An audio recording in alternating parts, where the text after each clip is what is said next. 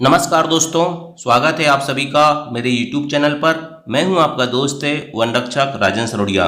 देखिए दोस्तों, आज के इस वीडियो में हम पढ़ने वाले हैं सामान्य विज्ञान यानी जनरल साइंस के मोस्ट इम्पोर्टेंट दोस्तों टोटल 10 प्रश्न हैं। ठीक है, और ये 10 प्रश्न दोस्तों मैंने टेस्ट के रूप में अपने टेलीग्राम चैनल सनोडिया 91 में भी डाला था। तो बहुत सारे स्टूडेंटों ने बहुत अच्छा रिस्पांस दिया है। किसी के 8, किसी के 9 और किसी के 10 क्वेश्चन भी सही हुए हैं। कहने का मतलब दोस्तों, आप लोगों की तैयारी बहुत अच्छी चल रही है। ठीक है, और यदि आपका स्कोर कम हो रहा है तो आपको मेहनत की बहुत ज़्यादा ज़रूरत है। और आपके पास दोस्तों आपका जो MP फैज़ कार्ड का पेपर है उसके लिए दोस्तों अब समय बचा है मात्र आपका 30 से 40 दिन। ठीक है, तो अब आपको दोस्तों बिल्कुल भी नहीं रुकना है। ठीक है, बिल्कुल भी लापरवाही नहीं बरतना है और तैयारी में बिल्कुल जी जान से लग जाना है। ठीक, चलिए, मैंने आपको दोस्तों टोटल 10 प्रश्न दिए थे, तो उनको अपन यहाँ पर हल करेंगे, सॉल्व करेंगे। ठीक है, और उनसे रिलेटेड जो भी एक्स्ट्रा फैक्ट रहेंगे, कॉन्सेप्ट रहेंगे, उनको समझने का प्रयास करेंगे। ठीक, चलिए, क्वेश्चन नंबर 1 है दोस्तों, असुमेलित को पहचानिए। ये क्वेश्चन मैंने आपको दिया था। ठीक, तो ऑप्शन नंबर ए में था परमाणु सिद्धांत Dalton, electron J Thomson, proton Goldstein और न्यूट्रॉन एंडरसन।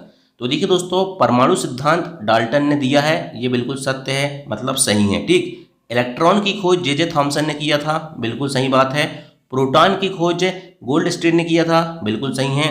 और न्यूट्रॉन की खोज एंडरसन ने किया था, ये गलत है। ठीक है, क्योंकि दोस्तों जो न्यूट्रॉन है ना, इसकी खोज किया था चैडविक ने। किसने किया था? न्यूट्रॉन की खोज दोस्तों चैडविक ने किया था, ये बात आपको याद रखना है। न्यूट्रॉन की खोज एंडरसन ने नहीं किया था, न्यूट्रॉन की खोज किसने किया था? चैडविक ने किया था। इसलिए क्वेश्चन नंबर 1 का राइट आंसर हो जाएगा ऑप्शन नंबर डी। ठीक है, अब देखिए दोस्तों, आपको एक चीज़ और पता होना चाहिए कि जो एंडरसन है, ठीक है, इसने किस चीज़ की खोज की थी? तो याद रखना दोस्तों, इसने खोज किया था पॉजिट्रॉन की। किसकी खोज की थी? पॉजिट्रॉन की खोज किसने की थी दोस्तों? एंडरसन ने की थी। और न्यूट्रॉन की खोज किसने की थी? आपके चैडविक ने किए थे। ठीक है, तो याद रखना, परमाणु सिद्धांत Dalton, electron J Thomson, proton Goldstein और न्यूट्रॉन में कौन आ जाएगा? आपका चैडविक आ जाएगा। और ये एंडरसन ने दोस्तों पॉजिट्रॉन की खोज किया था। ठीक है, चलिए, मैं आपको दोस्तों एक छोटा सा डायग्राम बताना चाहूँगा, है ना, उसको पूरे ध्यान से देखिए। देखिए, परमाणु की जो संरचना होती है दोस्तों कुछ इस प्रकार से बनता है। ठीक है, अंदर क्या होता है? नाभिक होता है। ठीक, और इसके चारों ओर दोस्तों ये जो कक्षाएं होती है, इनमें क्या करते हैं? इलेक्ट्रॉन जो होते हैं वो चक्कर लगाते हैं। पहली चीज़ दोस्तों याद रखना, परमाणु के नाभिक में क्या क्या होते हैं?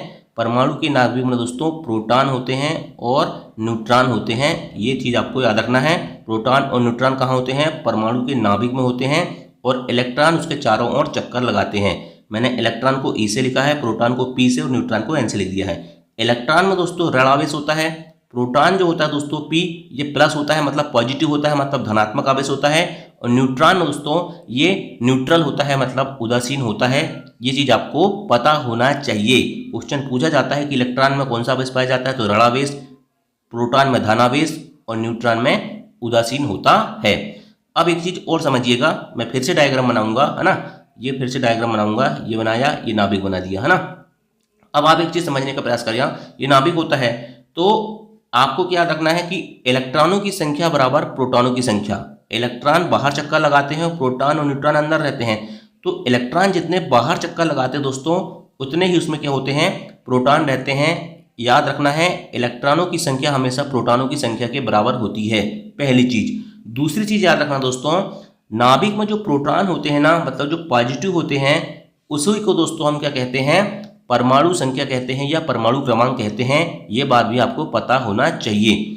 और जो प्रोटॉन और न्यूट्रॉन दोनों जो नाभिक के अंदर होते हैं दोस्तों, उनकी संख्या को कुल मिलाकर क्या कहते हैं? द्रव्यमान संख्या कहते हैं या परमाणु भार कहते हैं। ठीक, इतने सारे कॉन्सेप्ट आपको पता होना चाहिए। अच्छा, एक चीज और याद रखना, देखिए, जो नाभिक होता है ना, वो धनावेश होता है। कैसा होता है नाभिक? धनावेश होता है। देखो, नाभिक के अंदर प्रोटॉन है और प्रोटॉन पॉजिटिव है और न्यूट्रॉन तो उदासीन है, तो नाभिक कैसा होगा? धनावेश होगा, है ना। अच्छा, ये धनावेश है, ये किसने बताया था? तो एक वैज्ञानिक आपने सुना होगा दोस्तों, रदरफोर्ड का स्वर्ण पत्र मॉडल। ठीक है, रदरफोर्ड का स्वर्ण पत्र मॉडल आपने सुना होगा। उन्होंने बताया था दोस्तों कि नाभिक धनावेश होता है। ठीक है, और उन्होंने कौन सी किरणों का उपयोग किया था? तो उन्होंने अल्फा किरणों का उपयोग किया था। कौन सी किरणों का उपयोग किया था? अल्फा किरणों का उपयोग किया था अच्छा, किरणें कितने प्रकार की होती? 3 प्रकार की, अल्फा, बीटा और गामा।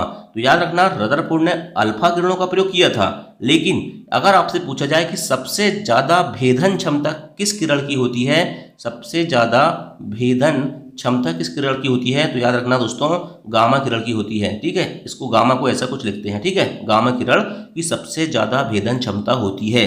तो ये सारे फैक्ट जो मैंने आपको बताया है, आपको दिमाग में लेके चलना है। ठीक, चलिए क्वेश्चन नंबर 2 है, नील्स बोर के परमाणु मॉडल के अनुसार किसी कक्षा में अधिकतम इलेक्ट्रॉनों की संख्या कितनी हो सकती है? तो इसका राइट आंसर है दोस्तों 2n की पावर 2। ये जो है दोस्तों 2n स्क्वायर लिखा है। ठीक है, 2n और स्क्वायर ऐसे लिखते हैं। ठीक है, यहाँ टाइपिंग करती नहीं बनती मेरे से, इसलिए मैंने इसको इस प्रकार से लिख दिया था 2n स्क्वायर। दोस्तों याद रखना, नील्स बोर के परमाणु मॉडल के अनुसार किसी कक्षा में अधिकतम इलेक्ट्रॉनों की संख्या कितनी हो सकती है? 2n स्क्वायर हो सकती है ना। अगर धोखा से आपसे पूछ ले कि पहली कक्षा में कितने इलेक्ट्रॉन होंगे, मतलब n की वैल्यू हो जाएगी दोस्तों आपकी 1। ठीक है, तो 2n स्क्वायर मतलब कितने इलेक्ट्रॉन होंगे? 2 गुणित 1 का स्क्वायर कितना हो जाएगा? 1। तो 2 गुणित 1 कितना हो जाएगा? 2। मतलब पहली कक्षा में 2 इलेक्ट्रॉन होंगे। ठीक, अगर दूसरी कक्षा में पूछा जाए दोस्तों, तो n की वैल्यू 2 रख दो, तो 2 गुणित n का स्क्वायर मतलब 2 का स्क्वायर बराबर कितना हो जाएगा? ये हो जाएगा 4 और 4 दूनी 8। ठीक है, ये हो जाएगा आपका 8। अगर तीसरी कक्षा में पूछे दोस्तों, तो याद रखना 2 गुणित 3 का स्क्वायर मतलब ये हो जाएगा 9 और 2 दूनी 18 मतलब 18। अगर चौथी कक्षा में पूछे दोस्तों, तो 2 गुणित 4 का स्क्वायर बराबर कितना हो जाएगा? 4 का स्क्वायर 16 दूनी 32। ठीक है, मतलब दोस्तों 2, 8, 18, 32 क्या आया? पहली कक्षा में 2 आए, दूसरी कक्षा में 8 आए, तीसरी कक्षा में 18 आए, चौथी कक्षा में 32 आए। तो इन कक्षाओं को दोस्तों K, L, M और N के नाम से जाना जाता है, ये भी आपको याद रखना है। ठीक है, चलिए अगर आपसे कभी पूछ ले कि पांचवी कक्षा में इलेक्ट्रॉनों की संख्या कितनी होगी, तो आप n की जगह में 5 की वैल्यू रख देना और उसके आंसर निकाल लेना। हाँ, देखो परमाणु मॉडल जो है दोस्तों 3 वैज्ञानिकों ने दिए हैं। एक तो आपने थॉमसन ने नाम सुना होगा, ठीक है, अभी अपन ने देखे थे। एक दूसरा हो गया दोस्तों रदरफोर्ड, ठीक है, और तीसरे जो है दोस्तों ये नील्स बोर है। ठीक है, कौन है? Niels Bohr. ठीक, तो थॉमसन ने क्या कहा था कि परमाणु जो होता है दोस्तों धनावेशित गोले का बना होता है। रदरफोर्ड ने स्वर्ण पत्र वाला उपयोग किया था। ठीक है, और कुछ बताया कि कुछ सीधे निकल गए, कुछ झुक गए, है ना, और कुछ उसी दिशा में वापस आ गए। ठीक, तो उसने नाभिक के अंदर ये बताया था कि नाभिक में क्या होता है, पॉजिटिव होता है, उदासीन होता है, नेगेटिव होता है, ये चार्ज बताया था। और नील्स बोर ने दोस्तों क्या बताया था कि जो बाहरी कक्षा होती है उसमें इलेक्ट्रॉनों की संख्या कितनी हो सकती है? 2n स्क्वायर हो सकती है। चलिए नेक्स्ट क्वेश्चन देखते हैं, क्वेश्चन नंबर 3।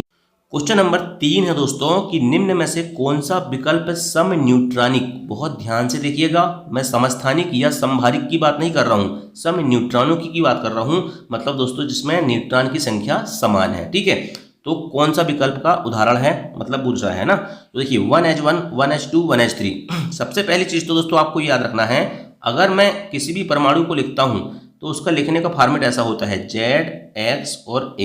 ठीक है, लेकिन यहाँ अपन को टाइपिंग नहीं आती, इसलिए अपन ने इस प्रकार से लिख दी है। ठीक, तो नीचे जो Z होता है इसको परमाणु संख्या कहते हैं, और ऊपर जो होता है दोस्तों इसको परमाणु भार कहते हैं। ठीक है, और जो बीच में है दोस्तों उसका X का जो संकेत होता है उसको लिखते हैं। ठीक है, चलिए अब उदाहरण से बता देता हूँ मैं आपको। देखो मान के चलिए दोस्तों ये लिखा है आपका, अपन कौन सा उदाहरण ले लेते हैं, पहले ले लेते हैं 1H1 वाला। ठीक है, तो 1H1, 1H2 और 1H3 ये हाइड्रोजन के समस्थानिक हैं। ठीक है, इसका नाम है दोस्तों हाइड्रोजन, इसका नाम है ड्यूटेरियम और इसका है ट्राइटियम। क्या नाम है? हाइड्रोजन, ड्यूटेरियम और ट्राइटियम। ठीक है, देखो अब देखो यहाँ पर जो नीचे लिखे हैं ये सब एक लिखे हैं, और ये क्या है दोस्तों परमाणु क्रमांक है। मतलब दोस्तों याद रखना यहाँ परमाणु क्रमांक समान है, इसलिए दोस्तों याद रखना कि जहां भी सभी के परमाणु क्रमांक समान होंगे वहां वो क्या कहलाएंगे? समस्थानिक कहलाएंगे। क्या कहलाएंगे? समस्थानिक कहलाएंगे। मतलब दोस्तों जिनके परमाणु क्रमांक समान लेकिन परमाणु भार या द्रव्यमान संख्या अलग अलग हो उन्हें समस्थानिक कहते हैं। ये बात आपको याद रखना है। ठीक है, तो ये पहला वाला तो क्या हो गया? समस्थानिक हो गया। ठीक, चलो दूसरा उदाहरण लेते हैं। कार्बन 612 वाला है C6C12 और 6C14। देखिए यहाँ भी दोस्तों ये परमाणु क्रमांक समान है, इसलिए ये भी क्या हो जाएगा? समस्थानिक हो जाएगा। तीसरा एग्जाम्पल देखते हैं C6C14 और 7C14। ठीक है, तो देखिए यहाँ पर देखिए दोस्तों ये परमाणु क्रमांक तो अलग अलग हो गए, लेकिन यहाँ पर परमाणु भार सेम हो गए, इसलिए क्या हो जाएगा, ये समभारिक हो जाएगा। कैसा हो जाएगा, समभारिक। जिसके दोस्तों परमाणु भार द्रव्यमान संख्या समान होते हैं उन्हें समभारिक कहते हैं। क्लियर। चलिए नेक्स्ट देखते हैं दोस्तों 11Na23, 11Na23, Na मतलब सोडियम, ठीक है, और 12Mg24, Mg मतलब मैग्नीशियम, ठीक। तो देखिए यहाँ पर देखिए दोस्तों 11-12 मतलब इनके परमाणु क्रमांक तो समान नहीं है, मतलब समस्थानिक नहीं है। अब परमाणु भार भी अलग अलग है, मतलब ये समभारिक भी नहीं है। अब इन दोनों का अंतर देखिए, 23 में से 11 घटाएंगे तो कितना बचेगा, 23 में से 11 जाएगा तो 3 में से 1 गए 2 और 2 में से 1 गए 2, मतलब 12 आएगा, ठीक है। इसी प्रकार से 24 में से 12 गए तो 12 आएगा। मतलब दोस्तों यहाँ पर द्रव्यमान संख्या में से हम परमाणु संख्या घटा रहे हैं तो हमें क्या मिल रही है, न्यूट्रॉनों की संख्या मिल रही है जो बराबर आ रही है। इसलिए दोस्तों याद रखना 11Na23 और 12Mg24 क्या है, सम न्यूट्रॉनिक हैं। इस पॉइंट को आपको ध्यान रखना है। क्लियर। चलिए एक चीज और समझना दोस्तों कि जो यूरेनियम होता है ना, कौन सा, यूरेनियम, मैं यू लिख देता हूँ, ठीक है, ठीक है। यूरेनियम का जो समस्थानिक होता है दोस्तों, इसका उपयोग परमाणु भट्टी में ईंधन के रूप में होता है। किसके, यूरेनियम के समस्थानिक का। एक और होता है दोस्तों कोबाल्ट, CO से लिखते हैं। कोबाल्ट के समस्थानिक का उपयोग दोस्तों कैंसर के उपचार में होता है। किसके उपचार में होता है, कैंसर के उपचार में होता है। और एक और चीज दोस्तों याद रखना, आयोडीन, ठीक है, आयोडीन दोस्तों याद रखना, इसके समस्थानिक का उपयोग घेंगा रोग के उपचार में होता है। क्लियर। यूरेनियम का परमाणु भट्टी में ईंधन के रूप में, कोबाल्ट का कैंसर के उपचार में, और आयोडीन का घेंगा रोग के उपचार में किया जाता है इनके समस्थानिकों का, ठीक। चलिए नेक्स्ट क्वेश्चन देखते हैं। निर्वात में प्रकाश की चाल होती है। तो देखिए निर्वात में प्रकाश की चाल, ऑप्शन देखे होंगे आपने, आप इन दोनों ऑप्शन में कंफ्यूज हो जाओगे, ठीक, अगर आपने अच्छे से नहीं पढ़ा है। और अच्छे से पढ़ा है तो फिर कंफ्यूजन नाम की कोई चीज़ नहीं बचती।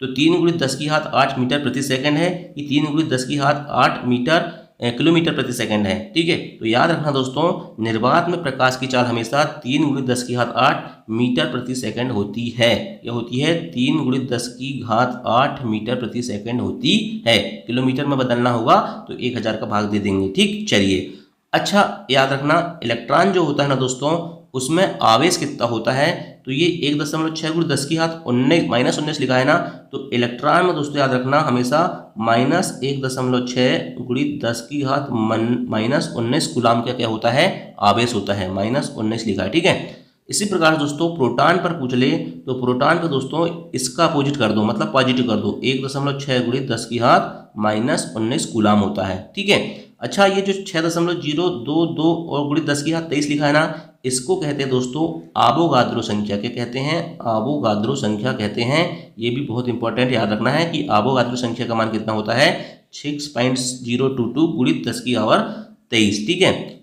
और एक और चीज़ याद रखना दोस्तों कि जो प्रकाश होता है ना, प्रकाश की चाल सबसे ज़्यादा कहाँ होती है, तो निर्वात में होती है। प्रकाश की चाल सबसे ज़्यादा निर्वात में होती है। अच्छा ध्वनि की चाल सबसे ज़्यादा कहाँ होती है, तो ध्वनि की चाल सबसे ज़्यादा ठोस में होती है, मतलब दोस्तों सॉलिड में होती है। अच्छा क्या ध्वनि निर्वात में गमन कर सकती है, तो याद रखना दोस्तों ध्वनि जो होती है ना वो निर्वात में गमन नहीं कर सकती, ठीक है, ध्वनि निर्वात में गमन नहीं कर सकती। अच्छा एक चीज़ और आप याद रखना, एक पलायन वेग होता है। क्या होता है, पलायन वेग। मान के चलो दोस्तों मैंने एक गेंद लिया और गेंद को इतनी ताकत से फेंका, कितनी ताकत से, 11.2 किलोमीटर प्रति सेकंड की स्पीड से फेंक दिया, तो वो गेंद मालूम है कहाँ जाएगी, नीचे नहीं आएगी, वो ऊपर ही चली जाएगी, ठीक है। मतलब जो पृथ्वी का गुरुत्वाकर्षण होता है ना दोस्तों, उसकी रेंज से बाहर हो जाती है, ठीक है। तो पलायन वेग का मान कितना होता है, 11.2 किलोमीटर प्रति सेकंड होता है। Very very most important fact है, याद रखना है, ठीक। चलिए नेक्स्ट क्वेश्चन देखते हैं। क्वेश्चन नंबर 5 है, आवृत्ति का मात्रक है इस प्रकार के। मैं तो बहुत दिनों से साइंस पढ़ा रहा हूँ और जो रेगुलर पढ़ रहा है दोस्तों, तो ये सब आसान क्वेश्चन लग रहे हैं उनको, है ना। लेकिन पढ़ेंगे क्या फिर, अब तो रिवीजन करेंगे ना भाई। एनसीईआरटी पढ़ सकते हो आप, ठीक। अभी एक क्लास में न्यूमेरिकल की लाऊंगा, अपन न्यूमेरिकल भी करेंगे, 15-20 प्रकार के न्यूमेरिकल करेंगे। तो अपना कम से कम देखो, अपन कम से कम इतना तो पढ़ के जाए कि अपन खाली छोड़ के ना आए। ऐसा नहीं है कि अपन न्यूमेरिकल छोड़ के चले जाएंगे, है ना। भले एग्जाम में बने या ना बने वो एग्जाम की बात है, लेकिन हम प्रयास भी ना करें ये तो गलत बात है ना। हमें क्या करना है, 15-20 प्रकार के न्यूमेरिकल सॉल्व करना है, ठीक। बहुत आसान होते हैं साइंस के न्यूमेरिकल, मैं आपको करा दूंगा, ठीक है। चलिए कल ही लाऊंगा इसकी क्लास, साइंस के न्यूमेरिकल की। 15 से 20 प्रकार के न्यूमेरिकल कर लेंगे, आप पूरा समझ जाओगे, एग्जाम में आएगा तो कर लोगे। ठीक, क्वेश्चन नंबर 5 है, आवृत्ति का मात्रक क्या होता है? फ्रीक्वेंसी का मात्रक दोस्तों हर्ट्ज होता है। कितने बार आपको बता चुका हूँ कि फ्रीक्वेंसी का मात्रक क्या होता है, हर्ट्ज होता है, और HZ से इसको डिनोट करते हैं। ठीक है, अच्छा यहाँ और ऑप्शन लिखिए, एम्पियर किसका मात्रक है? तो कल ही बताया था, विद्युत धारा का मात्रक है। किसका मात्रक है? विद्युत धारा का मात्रक है। हर्ट्ज तो आपका आवृत्ति फ्रीक्वेंसी का हो गया। ओम किसका मात्रक होता है? तो ओम दोस्तों आपको पता है ये प्रतिरोध का मात्रक होता है, रेजिस्टेंस का मात्रक होता है। किसका मात्रक होता है? रेजिस्टेंस का मात्रक होता है, प्रतिरोध का मात्रक होता है। और पास्कल तो आपको पता ही होगा दोस्तों, पास्कल जो होता है वो दाब का मात्रक होता है। ठीक है, तो याद रखना आवृत्ति का मात्रक ऑप्शन नंबर बी हर्ट्ज होता है। नेक्स्ट क्वेश्चन देखते हैं, असुमेलित को पहचानिए।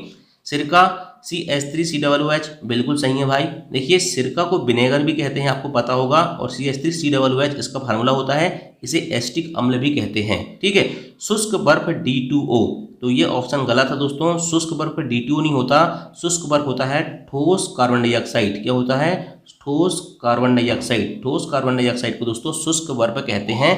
ये ऑप्शन नंबर 20 का राइट आंसर हो जाएगा, ये सुमेलित नहीं है।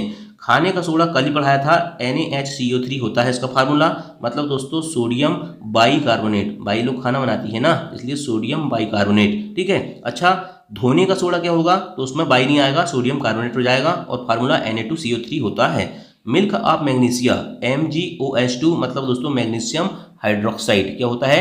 MgOH2 मतलब मैग्नीशियम हाइड्रोक्साइड, और ये मिल्क ऑफ मैग्नीशिया का फार्मूला होता है। इसको याद रखना दोस्तों, एंटा एसिड कहते हैं। मतलब दोस्तों अगर आपको गैस बन रही है तो आप क्या कर सकते हो, मिल्क ऑफ मैग्नीशिया ले सकते हो, तो ये एंटा एसिड का काम करता है। ठीक, चलिए नेक्स्ट क्वेश्चन। अच्छा एक चीज और है, ये D2O लिखा है, तो D2O क्या होता है? D2O को दोस्तों भारी जल कहते हैं। क्या कहते हैं? भारी जल कहते हैं, ड्यूटीरियम कहते हैं। क्या कहते हैं? भारी जल ड्यूटीरियम डाई ऑक्साइड कहते हैं। क्या कहते हैं? ड्यूटीरियम डाई ऑक्साइड कहते हैं। और इसका उपयोग कहाँ होता है? तो जो नाभिकीय रिएक्टर होते हैं ना, उसमें मंदक के रूप में होता है। किसके रूप में होता है? नाभिकीय रिएक्टर में मंदक के रूप में इसका उपयोग किया जाता है। ठीक, चलिए नेक्स्ट क्वेश्चन देखते हैं, क्वेश्चन नंबर 7। निम्न में से किस धातु के संक्षारण में हरा रंग हो जाता है? मैंने कल ही पढ़ाया था आपको संक्षारण, है ना। संक्षारण मतलब क्या होता है? जब वायु और ह्यूमिडिटी जो होती है दोस्तों, उसके संपर्क में कोई वस्तु आती है तो उसमें क्या हो जाता है, उसका कलर परिवर्तित हो जाता है, उसे संक्षारण कहते हैं। ठीक है, चलिए देखिए निम्न में से किस धातु के संक्षारण में हरा रंग हो जाता है? कल ही बताया था मैंने दोस्तों, जो कॉपर होता है मतलब तांबा होता है, उसका रंग क्या होता है? हरा होता है। ठीक है, अच्छा लोहे का रंग कैसा होता है? लोहे का रंग दोस्तों लाल या हल्का भूरा होता है। ठीक है, चांदी का रंग कैसा होता है? संक्षारण के कारण काला होता है, चांदी का रंग काला होता है। और सोने का रंग कैसा होता है बताइए, कमेंट करके बताइए। तो याद रखना दोस्तों, सोने का संक्षारण नहीं होता है ना, सोने में जंग नहीं लगता भाई, याद रखना सोना। और एक और चीज़ है दोस्तों प्लेटिनम। क्या होता है? प्लेटिनम। ठीक, सोना और प्लेटिनम दो धातु ऐसी हैं दोस्तों जिनका संक्षारण नहीं होता।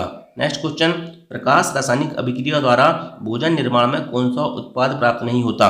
तो प्रकाश संश्लेषण का क्वेश्चन है दोस्तों, कितने बार मैंने आपको क्वेश्चन बता चुका हूँ। ठीक है, क्या क्या भाग लेते हैं इसमें? कार्बन डाइऑक्साइड और जल लेते हैं, और बनता क्या है? ग्लूकोज बनता है, ऑक्सीजन बनती है, और क्या बनता है आपका? जल बनता है। ठीक है, तो देखो ग्लूकोज तो बनता है, बिल्कुल बनता है, ऑक्सीजन भी बनती है, कार्बन डाइऑक्साइड बनती है कि नहीं बनती? कार्बन डाइऑक्साइड उत्पाद की बात हो रही है, ये अभिकारक होता है कार्बन डाइऑक्साइड। ठीक है, तो कार्बन डाइऑक्साइड दोस्तों उत्पाद में नहीं मिलता, ये अभिकारक होता है। ठीक है, चलिए नेक्स्ट देखते हैं, किस रसायन का उपयोग फलों के परिरक्षण में किया जाता है? बचपन से पढ़ते हुए चले आ रहे हो आप कि किस रसायन का उपयोग फलों के परिरक्षण में किया जाता है, तो आपको पता होगा सोडियम बेंजोएट, ऑप्शन नंबर 20 का राइट आंसर होगा। अच्छा ये नाइट्रस ऑक्साइड लिखा है, तो याद रखना ये हंसाने वाली गैस है, ये भी आपको पता होगा कि नाइट्रस ऑक्साइड को हंसाने वाली गैस कहते हैं। क्लोरोफार्म जो होता है दोस्तों, इसको तो बेहोशी, मगर बेहोशी के लिए उपयोग किया जाता है। ठीक है, मतलब कुछ डॉक्टर लोग भी करते हैं ना, किसी का ऑपरेशन वगैरह होता है तब, है ना, और कुछ लोग गलत उपयोग भी करते हैं। ठीक है, और ये सल्फ्यूरिक अम्ल जो होता है दोस्तों H2SO4 होता है। अच्छा सल्फ्यूरिक अम्ल का फार्मूला होता है H2SO4, और नाइट्रिक अम्ल होता है HNO3। ठीक है, HNO3। तो सल्फ्यूरिक अम्ल और नाइट्रिक अम्ल दोस्तों ये दोनों मिलकर क्या बनाते हैं?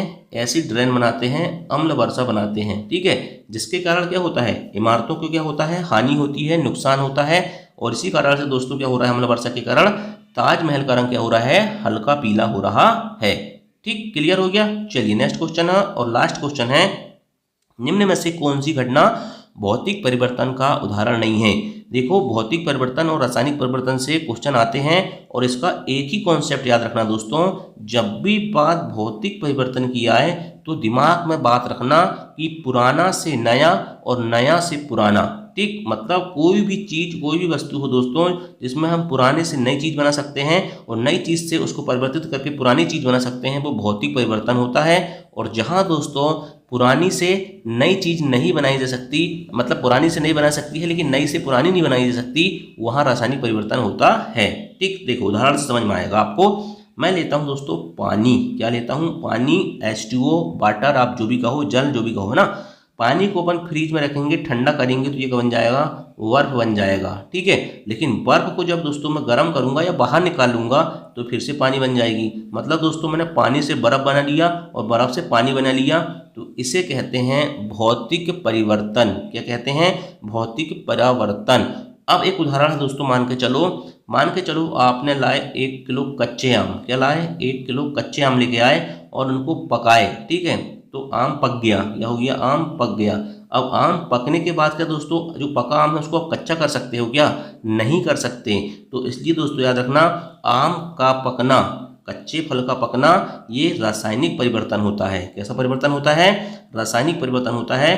तो भौतिक परिवर्तन का उदाहरण कौन सा नहीं है? कच्चे फल का पकना। ठीक है, एक वेरी मोस्ट इंपॉर्टेंट फैक्ट है दोस्तों जिसको दिमाग में लेके चलना कि मोम का पिघलना। देखिए, मोम का पिघलना लिखा है, ये भौतिक परिवर्तन होता है। ये मोमबत्ती ली है आपने, ठीक है, ये मोमबत्ती ये जल नहीं रही है, याद रखना ये जल नहीं रही है। मोम देखो गर्मी में जब अपन वो करते हैं ना, मतलब गर्मी में कोई चीज़ रख देते हैं तो वो क्या होता है, जैसे घी पिघलता है ना, घी पिघलता है ना, तो घी का पिघलना या मोम का पिघलना सेम है ना, जलने की बात नहीं कर रहा हूँ मैं। तो मोम का पिघलना भौतिक परिवर्तन है। मान के चलो आप मोम की जगह घी ले लो, घी को पिघलाओगे तो क्या बनेगा? वो एक लिक्विड फॉर्म में जाता है, लेकिन फिर लिक्विड को हम फिर ठंडा करेंगे तो क्या हो जाएगा? घी बन जाएगा। इस प्रकार से मोम जो है दोस्तों ये भौतिक परिवर्तन है। लेकिन अगर मोमबत्ती का जलना, देखो पिघलना अलग है लेकिन जलना, अगर मोमबत्ती को जला दिया आपने तो फिर उसको फिर से ला सकते हो क्या? नहीं ला सकते। इसलिए मोमबत्ती का जलना रासायनिक परिवर्तन है लेकिन पिघलना भौतिक परिवर्तन है। इसी प्रकार दोस्तों हीटर के तार का लाल होना, अगर मान के चलो दोस्तों हीटर का तार है, अगर उसमें आपने लाइट चालू की है तो वो लाल हो जाता है, लेकिन लाइट बंद कर देंगे तो क्या होगा?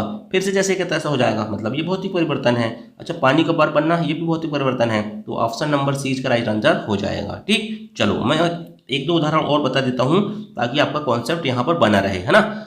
देखो, एक प्रकाश संश्लेषण आपने सुना होगा नाम, है ना, फोटोसिंथेसिस, और एक श्वसन क्रिया जो होती है जिसको हम सांस लेते हैं। ठीक है, तो ये दोनों याद रखना दोस्तों, ये समझ में नहीं आता हमको, है ना, प्रैक्टिकली, इसलिए याद रखना दोस्तों, प्रैक्टिकली मैं समझा दूंगा आपको, लेकिन ये दोनों रासायनिक परिवर्तन है। ठीक है, क्या है? रासायनिक परिवर्तन है। प्रकाश संश्लेषण में दोस्तों मान के चलो कार्बन डाइऑक्साइड और क्या लेते हैं भाग? जल लेता है, तो ग्लूकोज बनता है। तो ऐसा हो सकता है क्या फिर कि ग्लूकोज से मतलब देखो कार्बन डाइऑक्साइड और वहाँ ऑक्सीजन निकलती है प्रकाश संश्लेषण में, तो ऐसा तो नहीं है भाई कि आप उसको फिर से कन्वर्ट करके फिर से इनमें ले आओगे, ऐसा नहीं होता है ना। हो जाता है लेकिन उसके लिए दूसरी अभिक्रियाएं होती है ना। तो याद रखना प्रकाश संश्लेषण जो होती है दोस्तों वो क्या होता है? एक रासायनिक परिवर्तन होता है ना। और श्वसन जो होता है दोस्तों, यहाँ भी क्या होता है, बाहर जब हम सांस छोड़ते हैं तो देखा होगा आपने गर्मी निकलती है ना, तो हम उसको फिर से रिवर्स नहीं कर सकते उस प्रोसेस को। ठीक है, तो ये भी क्या है? एक रासायनिक परिवर्तन होती है। ठीक है, अच्छा, दूध से दही बनना, तो दूध से दही बना लोगे आप, ठीक, तो दही से दूध बना लोगे क्या? नहीं बनेगा, मतलब ये भी रासायनिक परिवर्तन हो गया, है ना। तो दोस्तों मैं समझता हूँ कि भौतिक रासायनिक परिवर्तन आपको अच्छे से समझ में आ गया होगा। अब कोई भी क्वेश्चन आएगा तो दिमाग में लगाना, मतलब पुराना से नया और नया से पुराना बन गया तो भौतिक परिवर्तन, और यदि पुराना से नया बना लेकिन नए से पुराना नहीं बना तो रासायनिक परिवर्तन। क्लियर? चलिए, तो दोस्तों क्लास पसंद आई होगी तो लाइक करना भाई, है ना। चैनल में नया है होगा तो चैनल को सब्सक्राइब कर लेना। थैंक यू, जय हिंद, जय भारत।